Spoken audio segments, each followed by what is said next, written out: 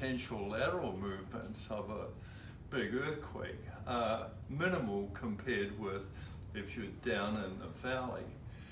However, it doesn't filter out the vertical jolts, if you will, which tend to make these things come apart and walk off the foundation. So that's kind of a no-brainer. So post-to-pier connectors, pier to beam. Yeah, and you use Simpson stuff. Yep. And these 12 HTs you'd put up there. Yeah. Both sides, everything goes on both sides.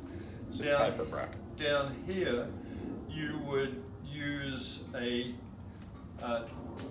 tension tie, and it's called an HTT4, and you drill 7 inches into the concrete, set it a 5/8 inch diameter threaded bar in epoxy, and then connect it with a nut and a nut and a washer to the tension tie, again on both sides. So that's pretty good.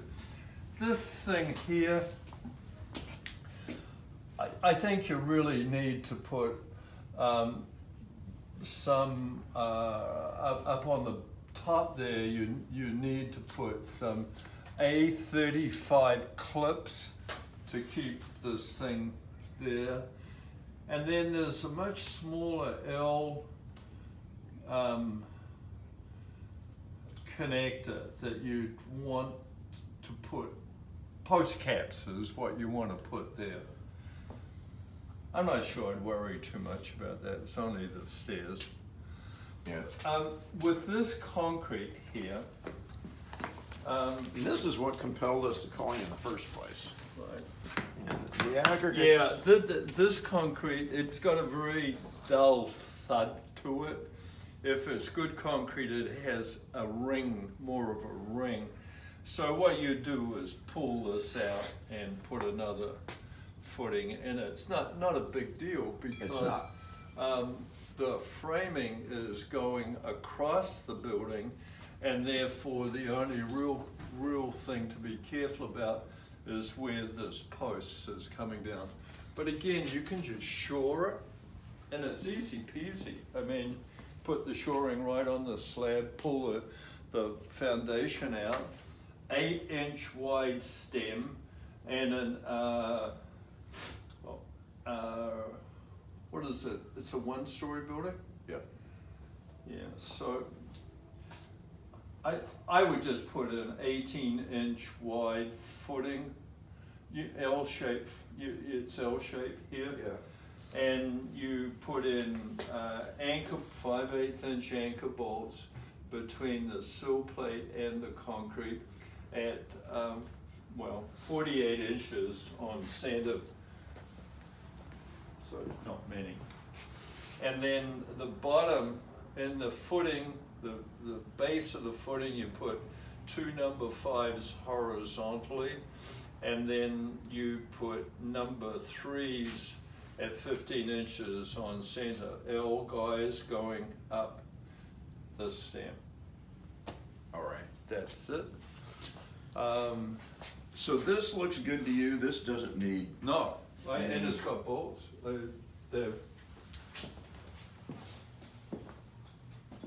They've got bolts in it. That looks good. And I mean, that looks new. I mean, just as a kind of a commentary, the front of the building really is quite unbraced here.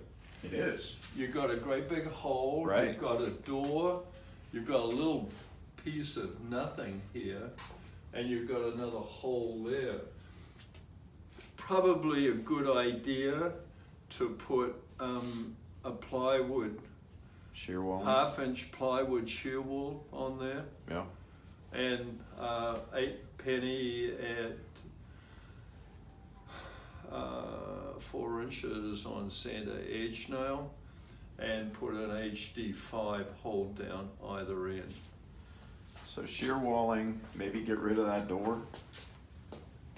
That'd be a good idea. Yeah. But or you may have a problem. Maybe the guys need to get in here to read Oh. the electricity. Right.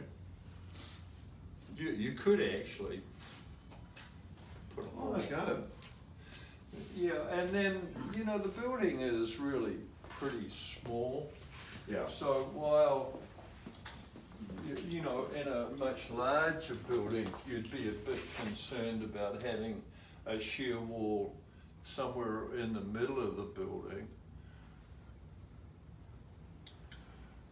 Yes, the subfloor is rectilinear, it's not diagonal sheathing, so I could live with it. I mean, it probably, and then on the back wall, someone's already put plywood. Yeah, the shear wall back here, we got more of that, degraded concrete back here. Yeah, this concrete is still salvageable. So this And- looks better than the front? Yeah, well, much better. So See that the sounds difference? different. And this is the old Hard cement plaster. Yeah. There is, and someone's put a cap on the top. So this has been capped. But this is still okay. All right. And there is I'm reaching into my memory here, which Oh, is. God help us. No, God help me. Well, there are much better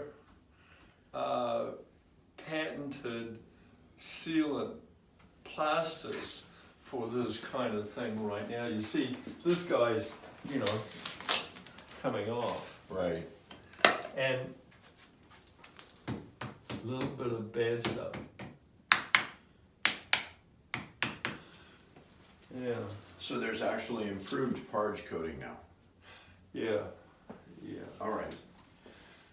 So as far as we know, this looks good. yeah. The only, Actually, what might have to happen here is you might have to chip back the surface and then put new concrete and then put the plaster. But you've got, the new stuff stops the air getting through, and that's what kills it. okay. And the old plaster didn't do that. That's why it's like that. Okay. So, Peter, Yeah, right. bottom line, in broad strokes, what do you think it would run to do what you got to do up front? I mean, just with the foundation. I think if you just did the foundation and those, this stuff, I think you're talking about maybe 12K, something like that. Okay. And that's with the posted beam connectors Yeah. and posted Oh, pier. that's simple stuff. 12,000. Yeah. All right. I'd 15 for the hell of it, A ballpark. What does it run nowadays per linear foot? I mean, I know that. For more like 450 or something like Okay. that. All right. Yeah. For a pretty straightforward. Yeah. Okay. All right. Well, that doesn't seem like that big a deal. Yeah. I'm relieved to hear that this is not. Yeah, I think you can still salvage that, but you might need to chip it off a little bit. All right.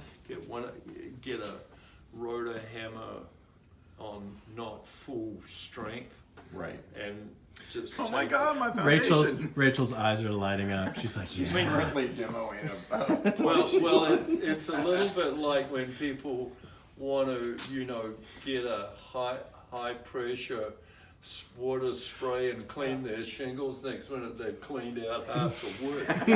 Right. Careful. Got a light wash. What we're talking about.